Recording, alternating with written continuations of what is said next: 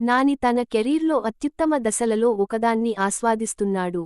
అతని ఇటీవలి సినిమాలు చాలా వరకు విజయాలుగా మారాయి మరియు ఏవీ పెద్దగా పరాజయం పాలవలేదు. అతని పదునైన స్క్రిప్ట్ ఎంపిక కారణంగా అతని ప్రాజెక్టులు అన్ని ప్రాంతాలలో కూడా బలమైన ఓపెనింగ్లను పొందుతున్నాయి. ప్రస్తుతం ఈ నటుడు శ్రీకాంత్ ఓదెల దర్శకత్వం వహించిన ది ప్యారడైజ్ షూటింగ్లో బిజీగా ఉన్నాడు.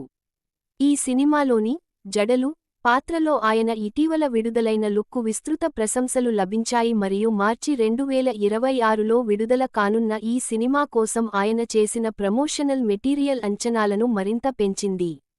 ఇంతలో దర్శకుడు శేఖర్ కమ్ముల నానిని దృష్టిలో ఉంచుకుని ఒక స్క్రిప్ట్ను అభివృద్ధి చేస్తున్నారు.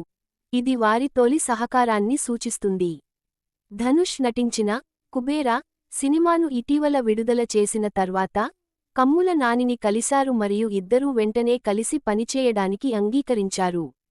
నటీనటులను నిర్ధారించడం ఇంకా తొందరగా లేనప్పటికీ కమ్ముల తనకు ఇష్టమైన కథానాయిక సాయి పల్లవిని తీసుకురావచ్చనే ఊహాగానాలు ఇప్పటికే ఊపందుకున్నాయి.